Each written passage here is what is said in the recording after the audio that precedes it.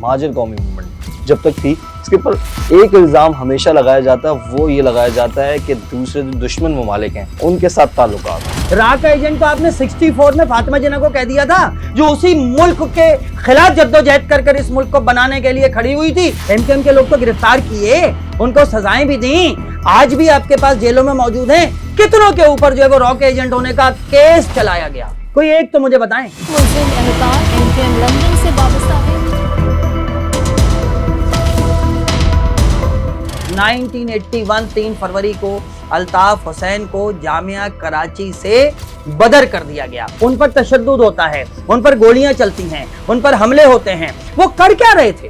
وہ اپنا حق مانگنے تو نکلے تھے، وہ یہی تو کہتے تھے کہ شہر کے رہنے والوں کو نوکریاں دو، اور بدنصیبی سے وہ کسی کی بی ٹیم اسی شہر کے رہنے والے لوگوں کے حق مانگنے والے لوگوں پر گولی چلاتی ہے، تشدد کرتی ہے اور ان کو جامعہ کراچی سے باہر نکال دیتی ہے۔ ایم کیو ایم کے بانی کے اوپر آپ لوگوں کے بڑے رہنما تھے عمران فاروق صاحب، ان کے قتل کا بھی الزام ہے۔ پہلی بات یہ کہ عمران فاروق کے قتل کی مرڈر کی تحقیقات تو برطانیہ میں بھی ہوئیں اور الطاف حسین کو بری کر دیا گیا، کھیل ہی ختم ہے۔ مطلب کم از کم آپ سے تو اچھی ہوئی ہوگی کہ آپ کیا لے دو چماٹ مار کر اور وہ کوا بیٹھ کے جو ہے وہ کہہ رہا ہوتا ہے میں سفید ہوں، میں سفید ہوں، میں سفید ہوں۔ میرے شہر کے نوجوانوں کو صرف ایک موبائل نہ دینے کے اوپر ان کے گھر کی روزی کما کر نکلنے کے بعد ان کو گولیوں سے چھنی کر دیا جاتا ہے اس سڑک کے اوپر، مرنے والا مقامی اور مارنے والے غیر مقامی۔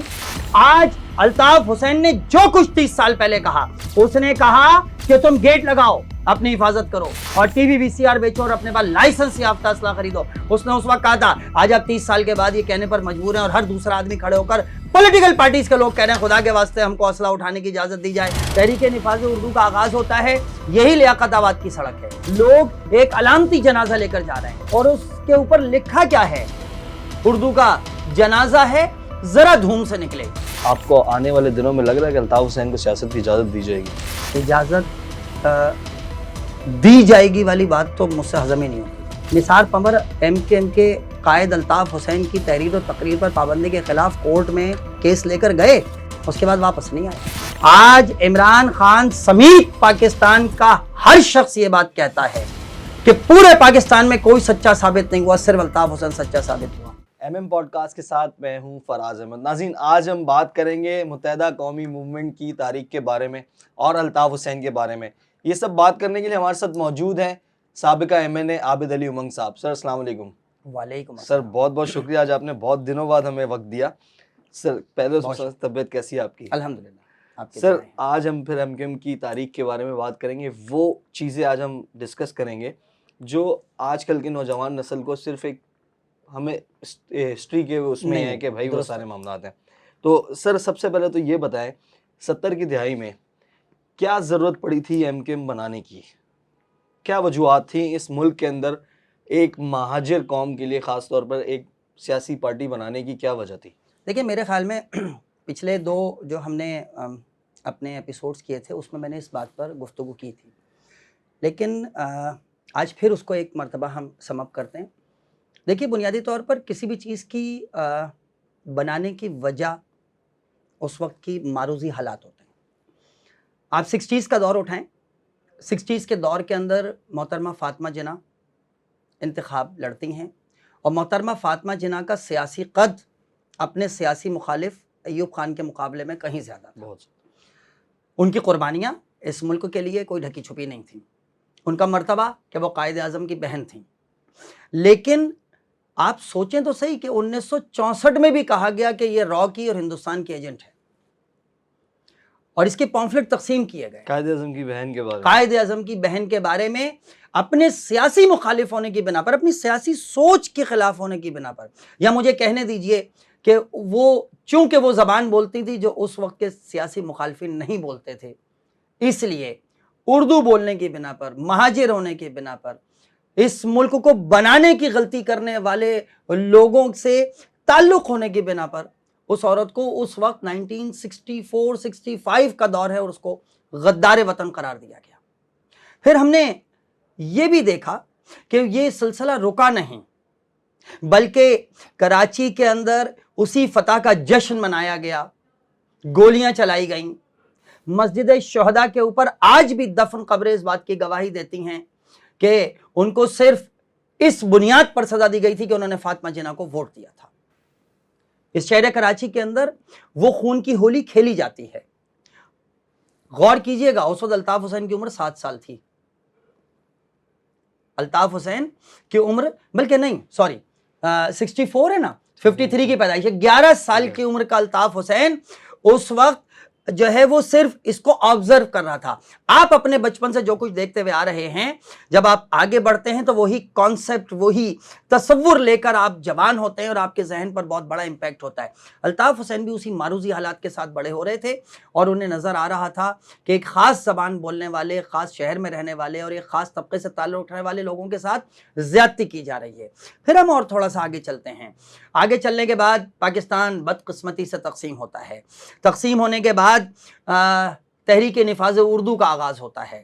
تحریک نفاذ اردو کا آغاز ہوتا ہے، یہی لیاقت آباد کی سڑک ہے۔ اسی لیاقت آباد کی سڑک کے اوپر لوگ ایک علامتی جنازہ لے کر جا رہے ہیں، علامتی جنازہ لے کر آگے بڑھ رہے ہیں، اور اس کے اوپر لکھا کیا ہے؟ اردو کا جنازہ ہے، ذرا دھوم سے نکلے۔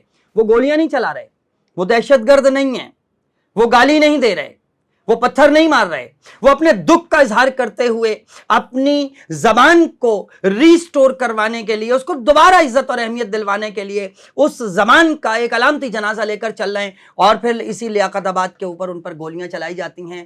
اور آج بھی اس بات کی گواہی دی جاتی ہے، آج بھی اس بات کی گواہی دی جاتی ہے کہ وہ شہدائے اردو اسی لیاقت آباد کی سڑکوں پر قتل ہوئے تھے۔ اس وقت الطاف حسین کی عمر 19 سال تھی۔ اس وقت بھی الطاف حسین، اب 11 سال کی عمر کے آبزرویشن بھی سامنے ہے آپ کے، 19 سال کی عمر کی آبزرویشن بھی آپ کے سامنے ہے، اور ابھی تک الطاف حسین نے سیاست کا آغاز نہیں کیا۔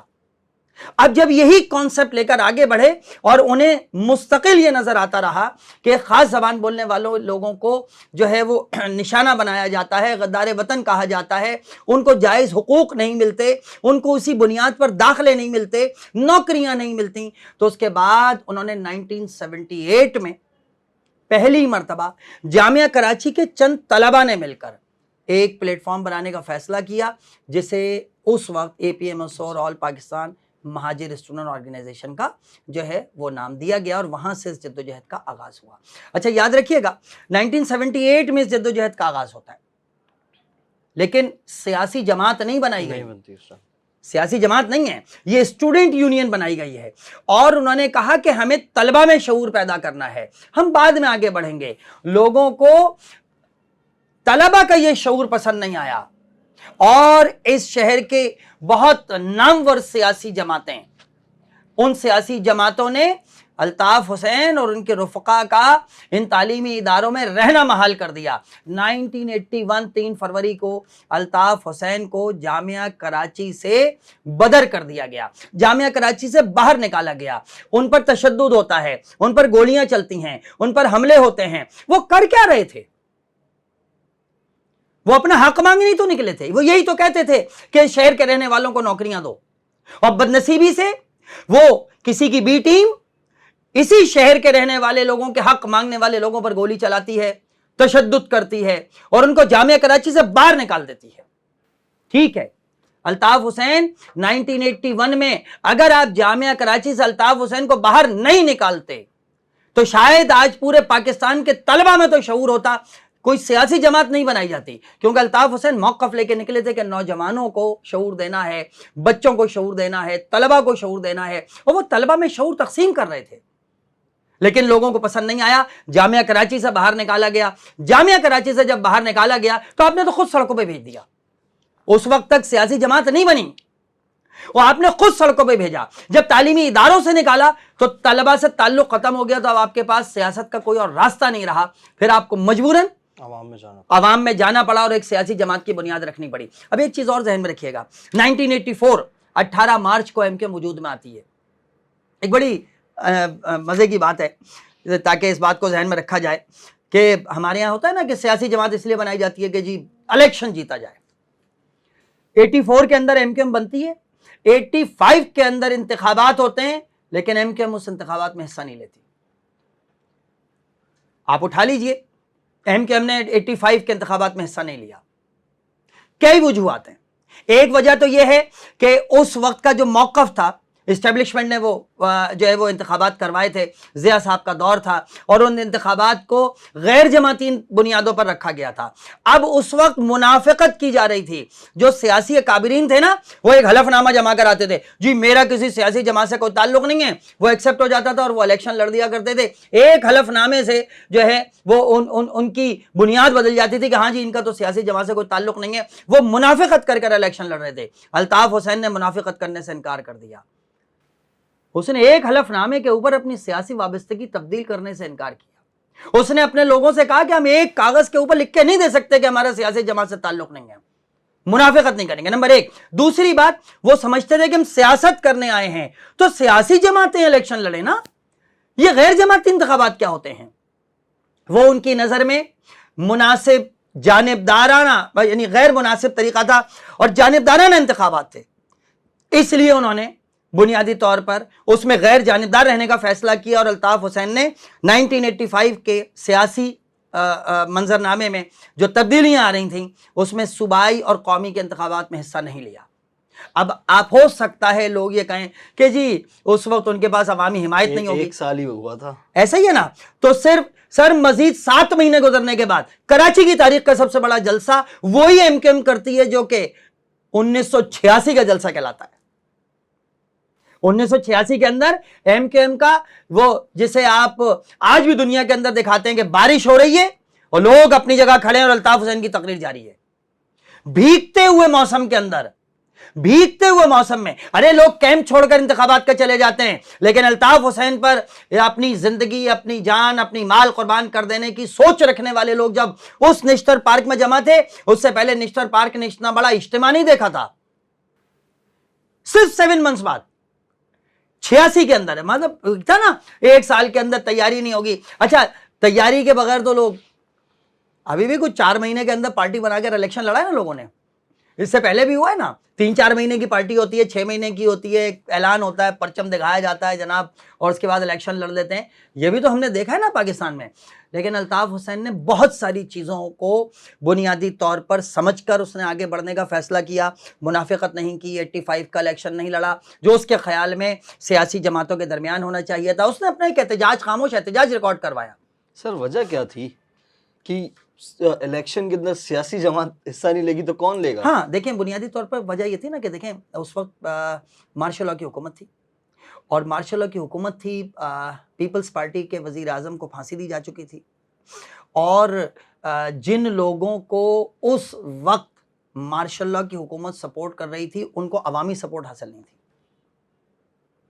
ان کو لیڈر بنایا جا رہا تھا۔ اس زمانے میں بنائے گئے لیڈر پاکستان کے 3 مرتبہ وزیر اعظم بھی رہے ہیں، میں ایسی بتا رہا ہوں، خالی وہ ایسی وہ چلتے پھرتے کہہ دیتا ہوں میں۔ تو اس زمانے میں نا لیڈرشپ تیار کی جا رہی تھی، سیکنڈ لیڈرشپ کو پہلی لیڈرشپ کے برابر لانے کی کوشش کی جا رہی تھی، نئی سیاسی جماعتیں بنائی جا رہی تھیں، نئے سیاسی اتحاد بنانے کی کوشش کی جا رہی تھی، جب ہر چیز سے ناکام ہو گئے اور وہ انہیں اندازہ ہو گیا کہ پیپلز پارٹی کے ہر طرح کے تشدد کے خلاف، ہر طرح کے ظلم کے باوجود پیپلز پارٹی کو ختم نہیں کیا جا سکے گا، تو پھر انہوں نے غیر جماعتی انتخابات پر الیکشن کروانے کا اعلان کیا، اور پھر یہ ہوا کہ اگر پیپلز پارٹی کے کسی شخص نے انتخابات میں حصہ لینے کے لیے جمع کرایا کہ جی میں غیر جماعتی بنیادوں پر میرا کوئی تعلق نہیں ہے، تو اس کو چیلنج کر دیا گیا، نہیں you are the part of Peoples Party, اور اگر اس کے سیاسی مخالف نے ایک پرچہ جمع کرایا تو اس کو قبول کر لیا گیا۔ اس طرح اپنی مرضی کے لوگوں کو حکومت میں لانے کے لیے ایک طریقہ کار اختیار کیا گیا۔ اس ٹائم یہ ماڈرن زمانہ نہیں تھا کہ یہ ماڈرن طریقے نہیں تھے جو اب ہیں؟ نہیں، ماڈرن طریقے دیکھیں، میں آپ کو ایک بات بتاؤں، بنیادی طور پر سر آپ اس نسل میں سے ہیں جس نسل نے اس دنیا میں سب سے زیادہ تبدیلیاں دیکھی۔ آپ سن 2000 سے لے کر 2024 تک کا دور آپ اٹھائیں، اس 24 سال کے دوران سر 200 سال میں جو تبدیلیاں نہیں ہونا وہ اس 24 سال کے دوران ہوئی ہیں۔ مطلب آپ اٹھائیے نا، پاکستان میں 2000 میں آپ کے پاس ایک ٹی وی چل رہا ہے، 4 گھنٹے کے لیے وہ ٹی وی ہوتا ہے، ریکارڈڈ ہوتا ہے، جو گورنمنٹ کہتی ہے وہ سنا دیتا ہے، اس کے بعد پھر آج 150 چینل موجود ہیں۔ آپ کو میں بیکن ہاؤس میں پڑھایا کرتا تھا تو ٹائپ رائٹر کے اوپر پیپر ٹائپ کیا کرتے تھے، آج ہر چیز کمپیوٹرائز موجود ہے، آج کل GPRS سسٹم موجود ہے، آپ انٹرنیٹ کے اوپر ہو گئے، آپ گلوبل ولیج بن گئے۔ دنیا کے اندر جتنی تیزی کے ساتھ تبدیلیاں آئی ہیں یہ پچھلے 200 سال میں نہیں آئی۔ تو اس زمانے میں اگر کوئی مرڈر ہو جاتا تھا یا کوئی بڑا حادثہ ہوتا تھا تو دوسرے دن دوپہر میں، آپ تو صحافی ہیں نا، سپلیمنٹ بڑھتا، اگر اسی دن آتی تھی خبر تو دوپہر میں زمیمہ اردو میں کہتے تھے اور آواز لگائی جا رہی ہوتی تھی, یہاں پر بم دھماکہ, زمیمہ آ گیا, بم دھماکہ, عوام کا زمیمہ, بم دھماکہ, آواز لگاتا وہ 1 روپے کا زمیمہ یا 2 روپے 3 روپے کا جو اخبار ہے وہ کراچی کی سڑکوں پر بیک رہا ہوتا تھا اور لوگوں کو وہاں سے خبر پتہ چلتی تھی یا دوسرے دن صبح کے اخبار میں پڑھا کرتے تھے. مطلب یہ بریکنگ نیوز ہوتی تھی اس ٹائم, وہ بریکنگ نیوز کا طریقہ ہوتا تھا, یا پیپر بریکنگ نیوز آپ کہہ لیجئے, یہ طریقہ ہوتا تھا.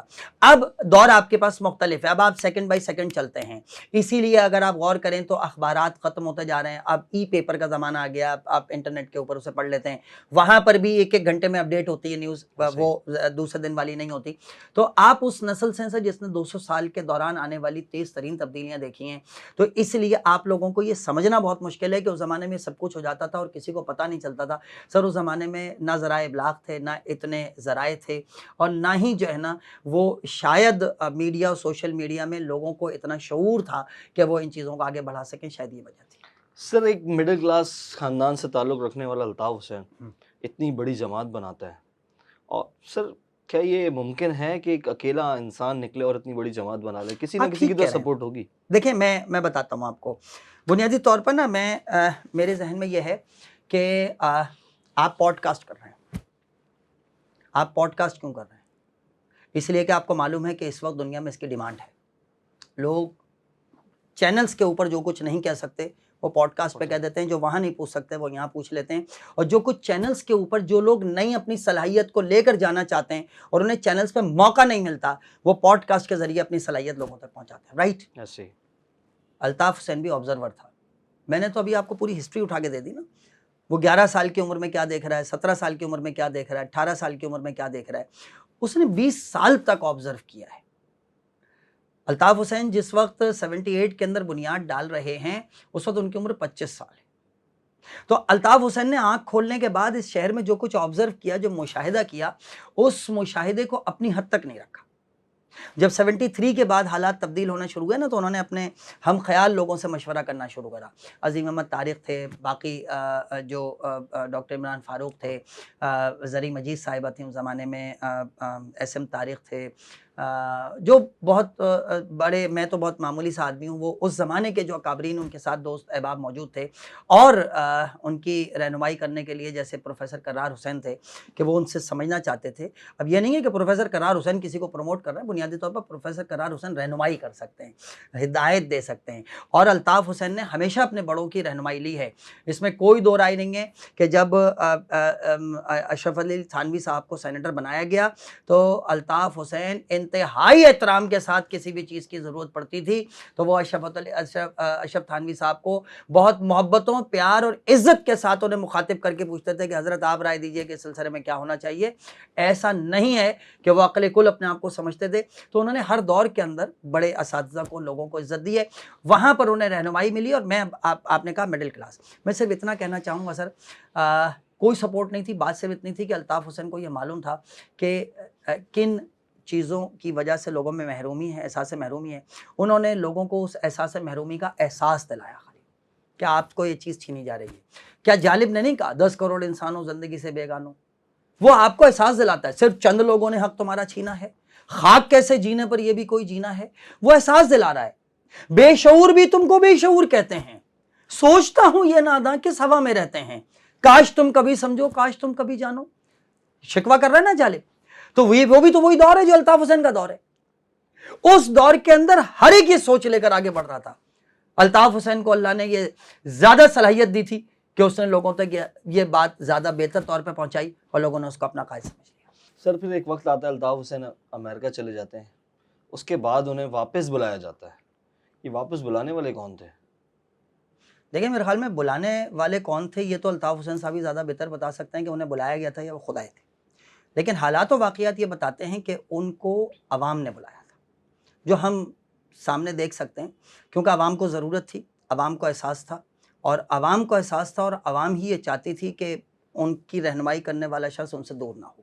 اور اس لیے الطاف حسین صاحب عوام میں واپس پہنچے, اور واپس پہنچنے کے بعد پھر وہ سیاسی جماعت آگے بڑھنے لگی. سر مہاجروں کے حقوق کے لیے پارٹی بنائی گئی, پھر ایک دم یہ مہاجر سے متحدہ ہوتی ہے, یہ کیا وجوہات تھی؟ ارے بڑا اچھا سوال ہے سر.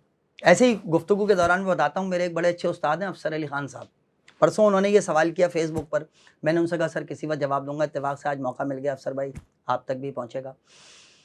देखिए बुनियादी तौर पर हम ऐसे आपसे अर्ज करते हैं कि आपको अंदाज़ा हो, एमकेएम की कामयाबियों ने उसको नुकसान पहुंचाया। अब कितनी है एमकेएम की कामयाबियों ने? एमकेएम बल्दियाती इंतखाबात 87 जीतती है तो अलीगढ़ का वाकया होता है, 350 लोग मारे जाते हैं, घरों को आग लगा दी जाती है, पूरी बस्ती को आग लगाने वाले एक जबान बोलने वाले लोग थे। आप ये भी पूछिएगा ना कि क्या उनको भेजा गया था वो खुदाए थे, लेकिन ये तो साबित है कि हुकूमत एस्टेब्लिशमेंट की थी और घरों को आग लगाई गई, 350 लोग कत्ल हुए, ये तो साबित है। जिन्होंने कत्ल किया उन पर कोई केस नहीं चला, ये भी साबित है। उनको सजाएं नहीं हुई, ये भी साबित है। 350 लोग खुद जल गए थे, खुद मर गए थे, पूरी बस्ती को आग लगाई गई, सब कुछ खुद हो गया, लेकिन उनको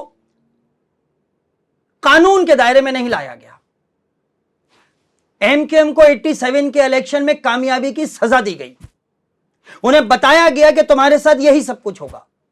एमकेएम 88 का इलेक्शन जीतती है, 88 के अंदर 13 में से 11 सीटें, 2 सीटें हारी थी। एक पाक कॉलोनी की सीट, अमीन लाखानी साहब हारे थे 330 वोटों से, अमीर हैदर काजमी ने इलेक्शन जीता था, और एक लियारी की सीट हारे थे। 13 में से 11 सीटें कराची के अंदर एमकेएम ने हासिल की और 26 सीटें सूबाई असेंबली की सिंध के अंदर उन्होंने, मतलब कराची के अंदर उन्होंने हासिल की। अच्छा, टोटल 13 सीटें थी, 2 हैदराबाद की सीटें भी जीती थी, कराची की 13 में से 11 जीती थी। मैं कराची के हवाले से बात कर रहा था। उसके बाद क्या होता है कि चूंकि हैदराबाद से भी बल्दियाती इंतखाबात में भी आपका मेयर आया था, रशीद भैया मौजूद थे, और उसके बाद 88 के अंदर भी आपको कौमी के और सूबाई की सीटें वहां से मिली, तो आपको पक्का किला हैदराबाद का जो है वो तोहफा दिया गया। वहां पर किसी और जबान बोलने वालों ने कत्लेआम किया, वहां पर भी एस्टेब्लिशमेंट साथ में थी, वहां पुलिस साथ में मौजूद थी, और फिर कत्ल महाजिर हुए, उर्दू बोलने वाले हुए, महाजिर हुए, उर्दू बोलने वाले हुए, पूरी रात कत्लेआम जारी रहा। 1 घंटा 15 मिनट 5 मिनट बॉम्ब ब्लास्ट नहीं था, कत्लेआम था, नस्ल कुशी थी। लेकिन सर वो लोग भी कभी कानून के कटहरे में नहीं लाए गए। एमकेएम को 88 का इलेक्शन जीतने की सजा दी गई। एमकेएम 90 का इलेक्शन जीतती है, तीसरा इलेक्शन जीतती है।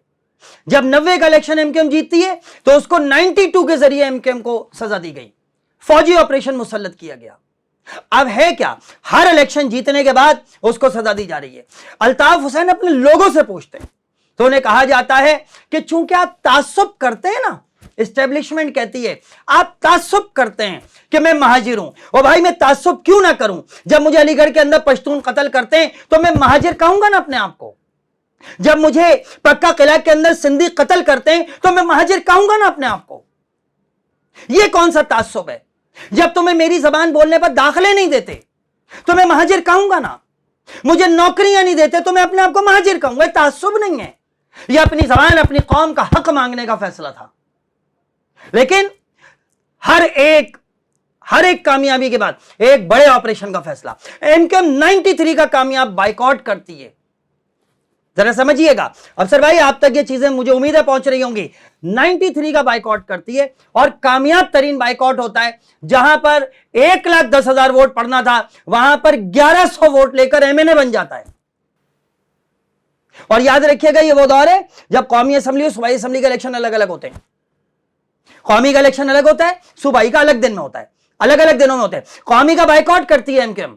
पूरी दुनिया, इंटरनेशनल मीडिया, जो लोग बैठे हुए हैं, जो इंटरनेशनल ऑब्जर्वर्स बैठे हुए हैं, यूनाइटेड नेशन तक ये बात जाती है कि शहर कराची पाकिस्तान की इक्तिसादी शहर, पाकिस्तान का सबसे बड़ा शहर, वो पाकिस्तान के इंतखाबात पर बदएतमादी का इजहार करता है और उसने वोट न डालने का फैसला किया और कराची सुनसान रहा। मतलब पूरे कराची में डलने वाले वोट एमकेएम की एक एमपीए की सीट से कम थे और वो एमएनए बने। उस वक्त तक ये लफ्ज हो रही है, एमएनए बने।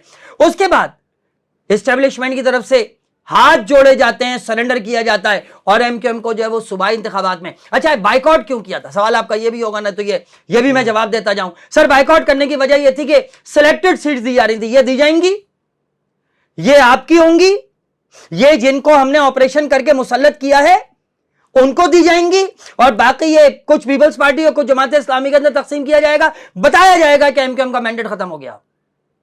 अल्ताफ हुसैन का चैप्टर क्लोज हो गया, फौज का ऑपरेशन कामयाब हो गया। कराची के अंदर लोगों ने अल्ताफ हुसैन को रिजेक्ट कर दिया, यह साबित करना था।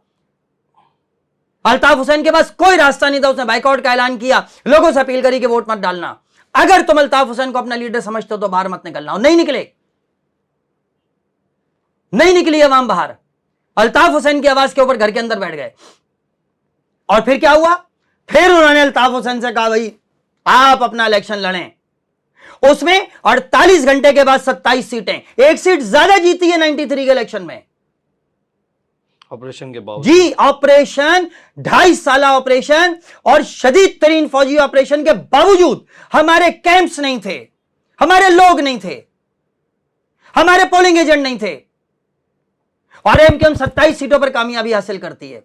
इसका नतीजा क्या हुआ? इसका नतीजा हुआ नसरुल्लाह बाबर, 95, यह 95 का ऑपरेशन, यह रेंजर्स ऑपरेशन, यह नसरुल्लाह बाबर को हमारे ऊपर मुसल्लत किया गया। हमें हर ऑपरेशन के बाद एक कामयाबी, एक बड़ी कामयाबी हमें मिली और उसके बाद एक बड़ी सजा हमको दी गई। यहां पर आने के बाद एमकेएम के अकाबरीन बैठे कि ये इस कौम के ऊपर कभी 92 की सूरत में आंखों पे पट्टियां बांधकर मैदान के अंदर जो है वो 1,000 लोगों को बैठा दिया जाता है, पूरे पूरे इलाकों के मुहासरे किए जाते हैं, पानी बांध, बिजली बांध, पूरी बस्तियों का कत्लेआम होता है। कैसे बचाएं इस कौम को?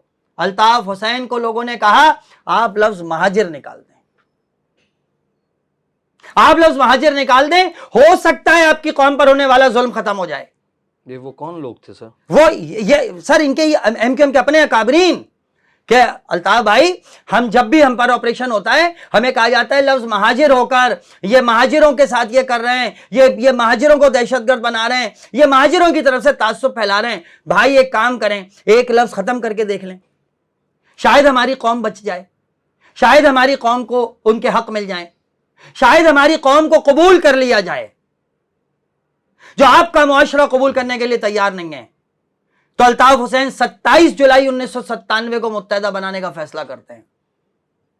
27 जुलाई 1997 को। मैं ये बात मानता हूं कि कराची की अक्सरियत, कारकुनान की अक्सरियत इस फैसले से खुश नहीं थी, लेकिन अल्ताफ हुसैन का फैसला था आमन्ना सदकना, उन्होंने कहा लब्बैक, अल्ताफ हुसैन ने कह दिया ठीक है। और फिर अल्ताफ हुसैन ने सिर्फ मुत्तहदा कहा नहीं, उसने तो उस दिन भी मुनाफिकत नहीं की थी ना, पर्चा दे दो और मैं सियासी कारकुन नहीं हूं। 85 के इलेक्शन में उसने फिर भी मुनाफिकत नहीं की, उसने लोगों को अपने साथ शामिल किया, इलेक्शन लड़वाए, अजीजाबाद की सीट से नॉन उर्दू स्पीकिंग को इलेक्शन लड़वाया। निसार पंवर ने इलेक्शन लड़ा, नबील गबोल ने इलेक्शन लड़ा। क्या अशफाक मंगी एमपी है और उसके बाद एडवाइजर नहीं रहे? क्या मोहम्मद अली बिरोई को सेनेट की कमेटी का चेयरमैन नहीं बनाया गया?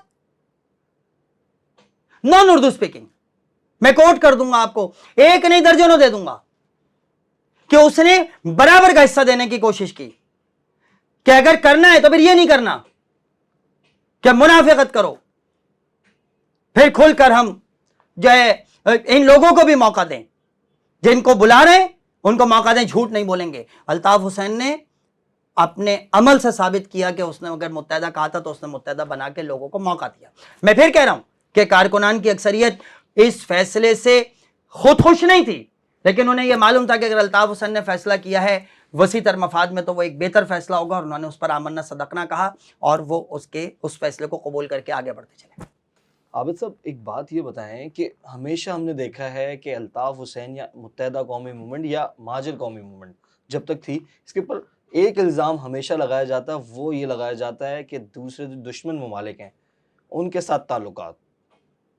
सर ये क्या माजरा है? ये कब तक ये चीज़ें, आप शुरू से जब से अल्ताफ हुसैन ने पार्टी बनाई उस वक्त से ये इल्ज़ामात लग रहे हैं, तो ये क्या माजरा क्या है सर? क्या वाकई एमकेएम के कारकुनान? मैं देखें इसमें तो अच्छी सी चीज़ है भाई, सोशल मीडिया देखने वाले अगर तुम ये पॉडकास्ट तुम तक पहुंचे ना तो सर्च आउट कर इसको भी चेक करना। फिरदौस आशिक ऐवान से सवाल हुआ कि ये आप जो है वो कब थी, वो ये मैं माफ़ी चाहता हूँ, वो पता नहीं कब किस के साथ होती है ना, तो फिरदौस आशिक ऐवान साहिबा जब पीटीआई के साथ थी तो उस वक्त उनसे सवाल हुआ कि आपने कहा कि जी नवाज शरीफ साहब जो है वो मुल्क दुश्मन है, क्या आपने किया है? کہ وہ انڈیا کے ایجنٹ ہیں، اور کس بنیاد پر کہا گیا تھا؟ ان کی جو اسٹیل مل تھی جدہ میں، اس میں کام کرنے والے لوگوں کی ایک بہت بڑی تعداد ہندوستانیوں کی تھی، اور اس کے اندر پھر انہوں نے کوئی لسٹ وسٹ نکالی تھی کہ یہ ایجنٹ ہیں، یوں ہیں، یہ ہے، وغیرہ وغیرہ۔ میں اس بحث میں نہیں پڑھتا، لیکن میں یہ ضرور بحث میں پڑھوں، یہ جملہ کوٹ کرنا چاہوں گا کہ فردوس عاشق ایوان نے کہا کہ پاکستان کے اندر انڈین سینٹیمنٹ زیادہ بکتا ہے۔ اس وقت کی وزیر کی بات جملہ کہہ رہا ہوں، اس وقت کی وزیر کہہ رہی ہے کہ پاکستان میں انڈین سینٹیمنٹ زیادہ بکتا ہے، لہذا جی ہم اس سینٹیمنٹ کے سہارے، یہ جملہ کہا گیا تو اب بات ثابت ہو گئی سر، بات ہی ختم ہو گئی۔ آپ نے کہا دشمن ملک، سر میں کہہ تو رہا ہوں را کا ایجنٹ تو آپ نے 64 میں فاطمہ جناح کو کہہ دیا تھا، جو اسی ملک کے خلاف جدوجہد کر اس ملک کو بنانے کے لیے کھڑی ہوئی تھی۔ آپ نے تو اس کو اس ملک کے بننے کے 20 سال نہیں گزرے تھے، اور آپ نے اسے غدار وطن اور ہندوستان کا ایجنٹ قرار دے دیا تھا۔ پامفلیٹ موجود ہے، میں آپ کو دے دیتا ہوں، اٹھائیے، سوشل میڈیا کے اوپر بھی ملیں گے، اور آپ کو میرے پروفائل پہ بھی ملیں گے، باقی جگہ بھی ملیں گے۔ تو بھائی آپ نے تو آپ نے 64 میں اسے ہندوستانی ایجنٹ قرار دیا، آپ کہیں وہ ٹھیک تھا؟ فاطمہ جی نے بھی ہندوستان کی ایجنٹ تھی۔ تو اس کا مطلب ہے سر کہ فردوس عاشق ایوان کا جملہ جو وزیر کے طور پر موجود ہے، انہوں نے کہا کہ ہندوستان کا سینٹیمنٹ زیادہ بکتا ہے، لہٰذا یہ ہمارے ہاں جو ہے اس کا طریقہ کار عام ہے، اسے ہم نے بھی کیا۔ اب آتے ہیں دوسری طرف، سر آپ نے الزام لگایا، کتنے لوگوں کو آپ نے ثابت کیا کہ یہ ہندوستان کے را کے ایجنٹ ہیں؟ ایم کیو ایم کے لوگ تو گرفتار کیے، ان کو سزائیں بھی دیں، آج بھی آپ کے پاس جیلوں میں موجود ہیں۔ کتنوں کے اوپر جو ہے وہ را کے ایجنٹ ہونے کا کیس چلایا گیا؟ کوئی ایک تو مجھے بتائیں۔ سر میں اور آپ اسٹیٹمنٹ ایک دوسرے کو دینے سے تھوڑی کچھ بگڑتا ہے، آپ کورٹ میں لے کر جائیں نا، آپ لے جا کے دیں ثبوت۔ ایک صاحب نے رو رو کر کہا تھا کہ الطاف حسین را کا ایجنٹ ہے، ان سے کہا گیا کہ عدالت لے کر جائیں، تو نے کہا عدالت خود ڈھونڈے، میں کیوں عدالت لے کر جاؤں؟ اور آج بھی ماشاءاللہ سربراہ ہیں وہ ایک جماعت کے، وہ آج بھی الطاف حسین کے خلاف ہندوستان کا ایجنٹ ہونے کا کوئی پروف جو ہے وہ عدالتوں میں نہیں دے سکے۔ یہ سینٹیمنٹ ہے سر بیچنے کا، یہ سینٹیمنٹ بیچا جاتا ہے کہ آپ نے وہاں سے فنڈ لے لیا اور وہاں سے پیسہ لے لیا۔ اور آخری ایگزامپل دے رہا ہوں، ایک میں نے آپ کو ایگزامپل دی کہ جی مطلب کہ ہندوستان کا ایجنٹ اگر کہا گیا تو آپ نے تو فاطمہ جناح کو اس وقت کہہ دیا تھا جب پاکستان کی عمر 18 سال تھی، اور بنانے والی کو آپ نے را کا ایجنٹ کہا تھا۔ اس کے بعد میں نے دوسری آپ کو دلیل یہ دی کہ جناب فردوس عاشق ایوان صاحبہ خود کہہ کے گئیں، اور تیسری دلیل پھر میں نے آپ کو یہ دی کہ جناب کوئی کورٹ کے اندر، کوئی عدالت کے اندر آج تک پاکستان کی عدالتوں میں کسی بھی جگہ پر بھی را کے ایجنٹ آپ نے پکڑے، کلوشن تھا نا آپ کے پاس، تو بیچنے کے لیے کتنی بڑی چیز آپ اٹھائیں، یہ رہا جناب، یہ ثبوت، یہ ثبوت، یہ ثبوت، اس کو سزا دیں، ہینگ ٹو ڈیتھ، موت کی سزا دیں اگر میرے ملک کے خلاف کام کر رہا ہے، لیکن وہاں پر کورٹ میں نہیں لے کے گئے۔ اور پھر اس کے بعد آخری چیز یہ ہے سر کہ بنیادی طور پر آپ الطاف حسین کی ایک ویڈیو دیکھ رہے ہوں گے پچھلے دنوں، انہوں نے چندے کی اپیل کی تھی، کارکنوں سے پیسے مانگے تھے، آپ نے دیکھا ہوگا وہ اپنے گھر کی صفائی کر رہے ہیں، آپ نے دیکھا ہوگا کہ وہ جو ہے لوگوں کا سہارا لے کر وہ کورٹ پہنچتے ہیں، اور وہاں پر جانے کے بعد وہ کیس لڑتے ہیں، اور پھر یہ کہا جاتا ہے کہ جناب ان کے پاس پیسے نہیں ہیں، اور پھر خود برطانوی عدالتیں اور پاکستان کی عدالتیں ثابت کرتی ہیں کہ اس کے نام پر کوئی جائیداد نہیں ہے۔ وہ بھائی ہندوستان سے 40 سال تک پیسہ لینے والے شخص کے پاس اپنے گزارا کرنے کے لیے پیسے نہیں ہیں، تو کیا لے ڈبل روٹیاں لیتا تھا وہ را کا ایجنٹ ہو کر؟ کیا لیتا تھا؟ نہاری پائے کھاتا تھا وہ وہاں سے ان سے منگوانے کے بعد، بریانی کھاتا تھا، بمبئی بریانی۔ اگر اس نے مال کمایا تھا تو وہ مال ہے کہاں؟ وہ نظر کیوں نہیں آ رہا؟ اور اگر را کے ایجنٹ کے طور پر اس نے مال لیا تھا تو وہ مال الطاف حسین کے پاس تو نہیں نکلا، پھر جتنے لوگوں کے پاس اس کی باقی چیزوں کی ملکیت موجود ہے، پھر وہ را کا پیسہ ہوا، وہ پاکستان کے لوگوں کے پاس واپس آنا چاہیے، کیونکہ الطاف حسین کے پاس تو ثابت نہیں ہوا سر متحدہ قومی موومنٹ کا جس بات پر یہ پارٹی بنائی جاتی ہے، کیا آپ کو لگتا ہے کہ ایم کیو ایم مہاجروں کو وہ حقوق دلا چکی ہے؟ نہیں، درست ہے آپ کی بات، لیکن میں آپ کو بتاؤں، دیکھیں بہت سارے آبجیکٹیوز ہوتے ہیں، بہت سارے آبجیکٹیوز ہوتے ہیں، اور بہت سارے آبجیکٹیوز پر جب آپ کام کرتے ہیں تو آپ کے آبجیکٹیوز تھے کہ آپ ان کو داخلے دلوائیں، آپ کا آبجیکٹیوز تھے کہ آپ بہاریوں کو واپس لائیں، آپ کا آبجیکٹیو تھا کہ آپ ان کو جو ہے وہ نوکریاں دلوائیں، کوٹا سسٹم، آپ کا آبجیکٹیو تھا کہ آپ کوٹا سسٹم ختم کروائیں، آپ کوٹا سسٹم ختم نہیں کرا سکے، یہ آپ کا آبجیکٹیو اچیو نہیں ہوا.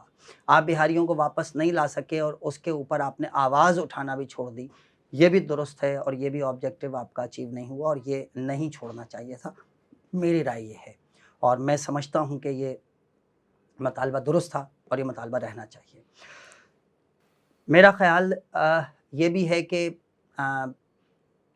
کراچی کی حد تک جو ہے ایم کیو ایم نے لوگوں کو, کراچی کے طلبہ کو داخلوں کی حد تک اس قابل بنا دیا تھا کہ ان کو داخلے ملنے لگے. نوکریاں جب وہ آئے تو انہوں نے کراچی کے لوگوں کو نوکریاں دیں, اس میں کوئی دو رائے نہیں ہے. ہاں یہ کہ وہ بھٹو صاحب کی کا لیول الگ تھا. بھٹو صاحب نے جب ماشاءاللہ نوکریاں دی تھیں تو وہ اپوائنٹ کرتے تھے, 10 لوگ اپوائنٹ کرتے تھے, لیکن وہ اپوائنٹ کرتے تھے سی ایس ایس کے ذریعے 18 گریڈ. وہ 10 سال کے بعد 100 لوگوں کو نوکری دینے کے قابل ہو جاتا تھا. ایک ایک آدمی 100 لوگوں کو نوکری دینے کے قابل ہو جاتا تھا اور 100 لوگوں کو جو ہے وہ اپوائنٹ کرنے کے قابل ہو جاتا تھا. ہمارے یہاں جو نوکریاں دی گئیں وہ 4 گریڈ 5 گریڈ 6 گریڈ اور 8 گریڈ کی دی گئیں, جو بیچارہ 10 سال کے بعد جو ہے وہ اپنی روٹی کمانے کے قابل ہوتا تھا. تو یہ درست ہے کہ انہوں نے ان کو نوکریاں دیں, لیکن یہ بات بھی درست ہے کہ وہ اتنی طاقت میں شاید نہیں آئے یا اتنی طاقت میں آنے کے بعد وہ ان چیزوں کو منوا نہ سکے کہ جس کے اندر بہت بڑے پیمانے کے اوپر 18 20 گریڈ 19 گریڈ 17 گریڈ پلس کے اندر جانے کے بعد وہ لوگوں کو نوکریاں دلواتے تاکہ وہ آگے لوگوں کو نوکری دے سکتے. تو یہ بات تو ہے. ہاں ایک مطالبہ میرا خیال ہے کہ آن اینڈ آف آتا جاتا رہا اور میری رائے یہ ہے کہ اب تو سب مطالبے چھوڑ کر ایک ہی مطالبے پہ کھڑے ہو جانا چاہیے اور وہ ہے کہ آپ کے پاس ایک علیحدہ صوبہ ہونا چاہیے. دیکھیں بنیادی طور پر علیحدہ صوبے کے لیے ایک جملہ خالی میں کہتا چلوں کہ یہ انتظامی ضرورت ہے. کراچی کی آبادی کو آپ ویسے اٹھائیں تو اگر جب آپ ٹیکس کیلکولیشن اور باقی چیزوں کے اوپر گنتے ہیں نا تو آپ 2.5 کروڑ سے اوپر گنتے ہیں, اور جب آپ آبادی میں دکھاتے ہیں تو آپ 2 کروڑ 2.25 کروڑ بھی دکھانے کے لیے تیار نہیں ہوتے. تو اگر آپ 2.25 کروڑ, بھائی ڈکلیئرڈ آبادی بھی آپ نے دکھائی اس وقت تو تقریباً 2.25 کروڑ کے قریب دکھا دی نا میرے خیال میں. آئی تھنک وہ 74 کروڑ انہوں نے لاکھ بعد میں شامل کیے اور 1 کروڑ 4 کچھ انہوں نے 40 پیسے پہلے کیے تھے, تو تقریباً 2 کروڑ کے نزدیک آ گیا, تقریباً نزدیک آ گیا. ماشاءاللہ ہمارے یہاں بچے پیدا ہونے بند ہو گئے پچھلے 20 سال میں, وہاں ماشاءاللہ ڈبل ہو گئے, ڈبل بچے پیدا ہو رہے ہیں. ہماری آبادی کم ہوتی چلی گئی, رو بڑھتی چلی گئی. خیر, جبکہ ہم مائگریشن والے لوگ ہیں. ہمارے یہاں تو مطلب پورے پاکستان سے مائگریشن ہوتی ہے اور ہم یہاں پر لوگوں کو رکھتے ہیں. اس کے باوجود بھی ہمارے لوگ مرتے ہی نہیں, خالی پیدا ہی نہیں ہوئے, اور ماشاءاللہ وہاں سے پیدا ہوتے رہے, وہاں کوئی گیا بھی نہیں. خیر ایک بات, کیا آپ کو ایسا لگتا ہے کہ آپ نے جو بھی بات کی کہ 4 گریڈ 5 گریڈ کی نوکریاں دی گئی ہیں آپ نے اپنی عوام کو, تو بڑے گریڈ کی نوکریاں اچھی پاور تھی, ایسا نہیں تھا کہ آپ کی کہہ سکتے ہیں؟ نہیں دیکھیں میں آپ کو بتاؤں, مثال کے طور پر میں چھوٹی سی مثال دیتا ہوں آپ کو. ہوتا یہ تھا کہ جب آپ نوکری دینے کے لیے جاتے ہیں نا تو بہت ساری چیزوں کے آئینی اختیارات, ذرا ٹوٹل اٹھا کے دیکھیں, آئینی اختیارات یہ ہیں کہ جی وزیر اعلیٰ کی منظوری سے ہوگا. اب وزیر اعلیٰ ایم کیو ایم کا کبھی بھی نہیں رہا, ہول سول پاور میں آپ کبھی بھی نہیں رہے. تو وہ یہ ہوتا تھا کہ جن گریڈز کو آپ 17-18 کے اوپر اپروول چاہیے آپ کو چیف منسٹر کا چاہیے, اور چیف منسٹر آپ کا کبھی بھی نہیں رہا, لہٰذا آپ اس حد تک لوگوں کو بڑے گریڈز کی نوکریاں نہیں دلوا سکے. نیچے کا آپ کا اختیار ہوتا تھا 8 grade 10 grade 6 grade 12 grade 11 grade 4 5 grade, یہ آپ کا اختیار ہوتا تھا اور یہ آپ کرتے چلے گئے. تو ایسا ہوا کہ آپ اوپر اتنا کامیاب نہیں ہوئے, لیکن نیچے آپ نے خاصی. مشرف دور میں اتنی پاور تو تھی سر, پاور تھی. پھر میں آپ سے عرض کر رہا ہوں کہ پاور تھی. اگر آپ یہاں پر بھی اٹھا کے دیکھیں تو ارباب غلام رحیم صاحب پاکستان پیپلز قاف لیگ کے 5% سیٹوں کے ساتھ وزیر اعلیٰ تھے. 5% سیٹیں تھیں. پوری ہول سول حکومت ہماری طرف سے چل رہی تھی, لیکن ایٹ دی اینڈ آنے کے بعد کہ ارباب غلام رحیم صاحب جو زبان بولتے تھے وہ ہم نہیں بولتے تھے بھیا. تو وہ 18 گریڈ والا اسی زبان بولنے والا آئے گا جو آپ کا بڑا بھائی بولتا ہے. وہ بڑے بھائی کے بولنے والی زبان والے لوگ پہنچے, بھائی یہ چھوٹے بھائی کو رون دیا آپ نے, وہ نہیں پہنچ سکے. وہ بیچارے بس دسترخوان بچھانے والے رہ گئے, دسترخوان لگانے والے نہیں بن سکے. سر 92 کا آپریشن ہوتا ہے, کیا یہ واقعی را کے ایجنٹوں کے خلاف ہوتا ہے یا متحدہ قومی موومنٹ کے خلاف؟ یہ تو میں نے تو بھی آپ کو پہلے اس کا جواب دے دیا کہ را کے ایجنٹوں کے خلاف ہوتا ہے. اگر تو جن را کے ایجنٹوں کے خلاف ہوا تھا ان را کے ایجنٹوں کو جو ہے وہ 93 کے اندر پاکستان کی عوام نے جو ہے وہ بھرپور طریقے سے ووٹ دیا. اب آپ کہیں گے پاکستان کے عوام نے نہیں, کراچی کے عوام نے, تو پھر یا تو آپ یہ مان لیں گے پاکستانی نہیں ہے, اور اگر ہمیں بار بار کہتے ہیں پاکستانی بنو تو پھر انہیں پاکستانی عوام ماننا چاہیے. انہوں نے ووٹ دیا 97 کے اندر دیا, 2002 میں دیا. اور پھر اس کے علاوہ دوسری بات یہ کہ آپ نے 92 کے آپریشن میں بھی تو آپ نے کوئی بھی ایک بھی شخص لا کر آپ نے وہ بھی ایک وہ چورن گایا تھا کہ جی وہ کیا تھا, وہ کیا بنا رہے ہیں ہم, क्या था वो, जिनापुर। जिनापुर, कहाँ है वो केस वापस क्यों ले लिया अदालत से? वो भाई जो नक्शा बरामद हुआ था उसे कोर्ट में लेकर जाते, कम से कम उसी पे अल्ताफ हुसैन को लटका देते। वो केस वापस क्यों हुआ? मीडिया ट्रायल करते रहे, खाली अखबार में बयान दे दिया, मीडिया ट्रायल कर दिया, इसको दलील कर दो, उसको उठा दो, इसने गलत कर दिया। Where are the proofs? पूरे पाकिस्तान से साफी आए थे उस प्रेस कॉन्फ्रेंस जी जी, जब भी तो पूछ रहा हूं, पूरे पाकिस्तान के साफियों में से पूछा किसी ने बाद में, तो साहब है किधर ये जिनापुर? अच्छा जी, जिनापुर का नक्शा बनाया, उसको लेके कहां गए? आपने अभी 90 के ऊपर वो एक टंकी में से आपने असला निकाला था वो रॉकेट और लॉन्चर और जनाब टैंक शैंक आपने सब निकाल कर आपने ट्रक ही ट्रक भर दिए थे। सर वो केस कहां है? वापस क्यों लिया अदालत से? मैं ऑन रिकॉर्ड कह रहा हूं, क्यों लिया अदालत से वापस? अगर वो ठीक था तो आप लटकाते ना उस पर लोगों को। सिर्फ मेलाइन करना है, सिर्फ मीडिया ट्रायल करना है, वो भी भूल जाना है। आप एविडेंस लेकर आए, लटका दें। सर एमकेएम के बानी के ऊपर आप लोगों के बड़े रहनुमा थे इमरान फारूक साहब, अजीम तारिक साहब, इनके कत्ल का भी इल्ज़ाम है, तो इसमें अल्ताफ हुसैन की कितनी मुदाखलत थी? 3 चीजों पर बात करेंगे सर। पहली बात यह कि इमरान फारूक के कत्ल की, मर्डर की तहकीकात तो बरतानिया में भी हुई और अल्ताफ हुसैन को बरी कर दिया गया, खेल ही खत्म हो गया। मतलब कम से कम आपसे तो अच्छी हुई होंगी ना, या आपके वाले 2 चमाट मारकर और वो दूसरे दिन वो कव्वा बैठ के जो है वो कह रहा होता है मैं सफ़ेद हूँ, मैं सफ़ेद हूँ, मैं सफ़ेद हूँ, वो वाला काम तो नहीं हुआ होगा ना। लेकिन अगर वैसा भी है, इससे तो कुछ बेहतर होगा ना स्कॉटलैंड यार्ड का। और अल्ताफ हुसैन पर केस चला है, ऐसा भी नहीं है कि नहीं चला। उनकी गिरफ्तारी भी हुई, उनको कोर्ट भी लेके गए, उनका पासपोर्ट भी जब्त हुआ, और आफ्टर ऑल ये कहा जाता है कि उनके खिलाफ इसका कोई एविडेंस नहीं है। तो एक तो ये खेल खत्म हो गया, आप अदालत से बरी हो गए। अजीम तारिक के केस के अंदर भी अल्ताफ हुसैन को इन्वॉल्व नहीं किया गया, अल्ताफ हुसैन पर को कॉन्विक्ट नहीं किया गया। अजीम तारिक के कत्ल के अंदर भी अल्ताफ हुसैन को कोई सजा कोई जीवेगी नहीं। और अगर ऐसा था तो सर अल्ताफ हुसैन तो पिछले 6 साल से सियासत से बाहर है। ये 2024 आ गया साहब, 7 साल गुजर गए।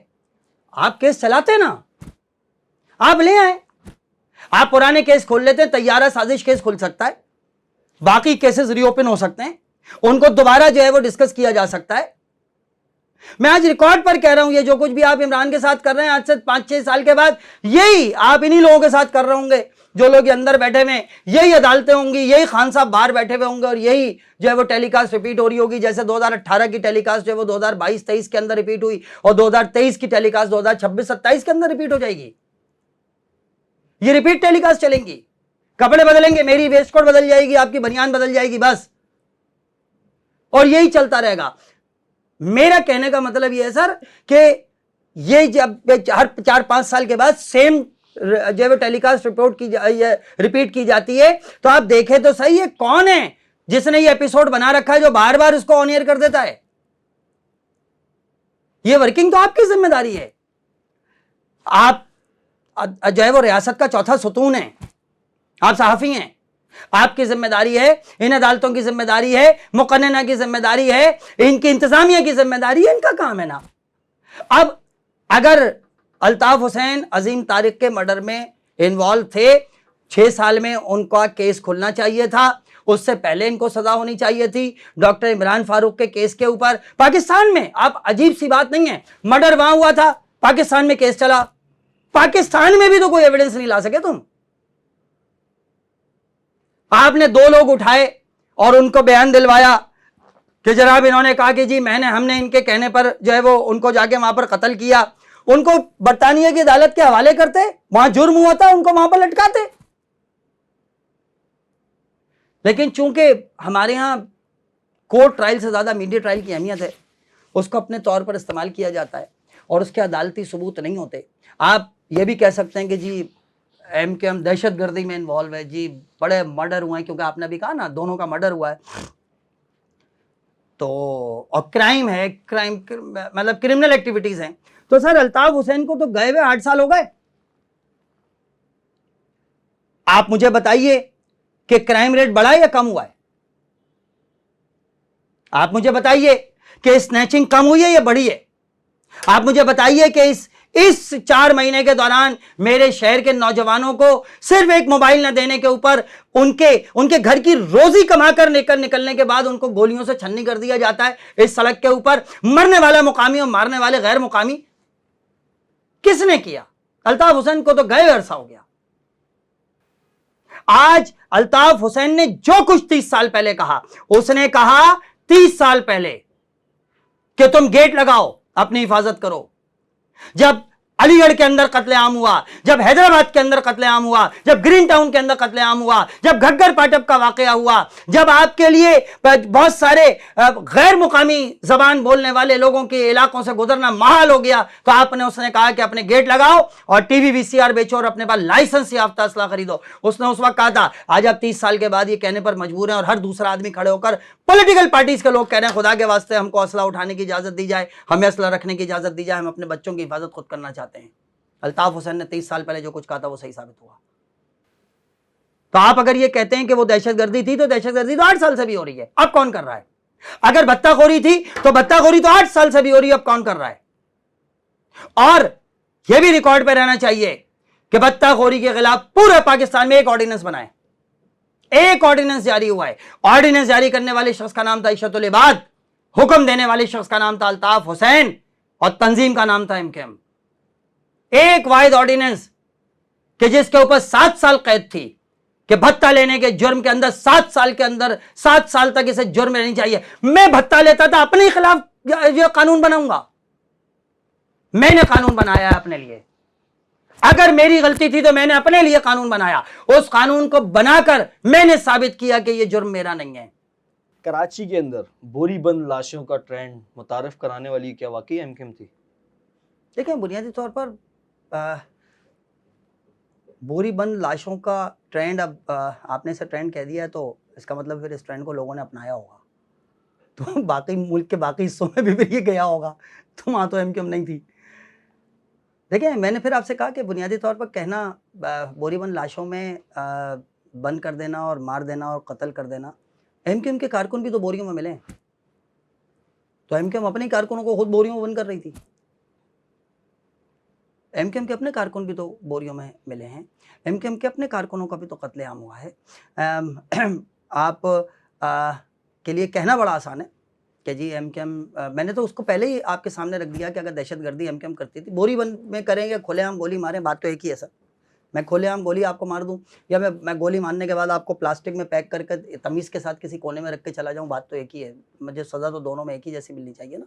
तो मैंने पहले आपको ये साबित किया कि, और ये आपके सामने अपना नुक्ता नज़र रखा कि दहशतगर्दी अगर पहले हो रही थी और अल्ताफ हुसैन कर रहा था, तो फिर आज भी तो वही दहशतगर्दी हो रही है, आज भी तो मर्डर हो रहे हैं, आज भी तो किलिंग हो रही है, आज भी तो कत्लो गारतगरी हो रही है, आज भी तो स्नैचिंग हो रही है। तो इसका मतलब ये है कि अगर अल्ताफ हुसैन 8 साल से नहीं है, तो इसका मतलब है कि आपको अब अपने अतराफ़ में ढूंढने की ज़रूरत है कि कौन लोग थे जो पहले भी ये सब कुछ किया करते थे। तो आपके पास कल तो एक आसान सॉफ्ट टारगेट था, आप अल्ताफ हुसैन का नाम ले लिया करते थे, आज आप किसका नाम लेंगे? आज आपके पास कोई सॉफ्ट टारगेट तो नहीं है कि आप उठाकर किसी के ऊपर डाल दें सर, या तो आपको कबूल करना पड़ेगा। सर, आखिरी सवाल ये है कि क्या आपको आने वाले दिनों में लग रहा है कि अल्ताफ हुसैन को सियासत की इजाज़त दी जाएगी? देखिए, मेरे ख्याल में मैंने ये जुमला शायद पहले मरतबा भी आपसे कहा था कि इजाज़त दी जाएगी वाली बात तो मुझसे हज़म ही नहीं होती। सियासत की इजाज़त तो होनी चाहिए। दूसरी बात ये कि इजाज़त ली जाती है, और तीसरी चीज़ ये कि इजाज़त अवाम लेती है। अवाम ही इजाज़त रोक सकती है और अवामी इजाज़त ले सकती है। मेरी राय के मुताबिक अदालती पाबंदियां हैं उन पर, और उन अदालती पाबंदियों का सामना एमकेएम अदालतों में कर रही है। एमकेएम को अदालतों तक भी जाने की इजाज़त नहीं होती। निसार पंवर एमकेएम के कायद अल्ताफ हुसैन की तहरीर और तकरीर पर पाबंदी के ख़िलाफ़ कोर्ट में केस लेकर गए, उसके बाद वापस नहीं आए।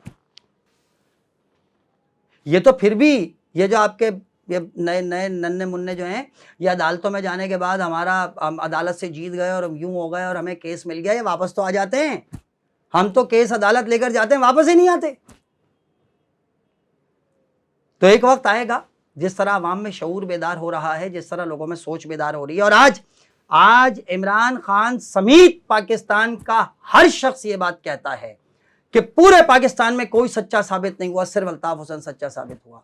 जो बात उसने 30 साल पहले कही वो 30 साल के बाद साबित हुई।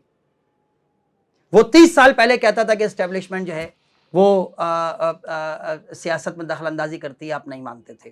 वो 30 साल पहले कहता था कि ये मुख्तलिफ छोटी छोटी पार्टियां बनाते हैं, लोगों को तकसीम करते हैं, आप नहीं मानते थे। वो ये 30 साल पहले कहता था कि लोगों को जबरिया तौर पर दूसरी पार्टियों में शामिल कराया जाता, आप नहीं मानते थे। वो 30 साल पहले कहता था कि ये इलेक्शन मैनिपुलेट करते हैं, अपनी मर्जी के नताइज देते हैं, आप नहीं मानते थे। वो 30 साल पहले कहता था ये अपनी मर्जी के केस बनवाते हैं और आप नहीं मानते थे। वो 30 साल पहले कहता था कि ये अदालतों से अपनी मर्जी की सजा दिलवाते हैं और आप नहीं मानते थे। और आप वो 30 साल पहले कहता था कि जो नहीं मानता उसको मार देते हैं और आप नहीं मानते थे। आज आप हर बात मानने के लिए तैयार हैं। और चंद साल के बाद इंशाअल्लाह उल अजीज अवाम, मेरा ख्याल है कि अल्ताफ हुसैन के एक एक लिखे हुए लफ्ज़ की सच्चाई को तस्लीम करने के बाद ये भी मानने के लिए तैयार हो जाएगी कि अल्ताफ हुसैन पर लगाए जाने वाले तमाम इल्ज़ाम गलत थे। बहुत बहुत शुक्रिया सर, आज आपने टाइम दिया। नाज़रीन, ये थे आबिद अली उमंग साहब और इन्होंने अपना मौक़िफ़ बताया। अब तक के लिए इतना ही, मुझे इजाज़त दीजिए। अल्लाह हाफ़िज़।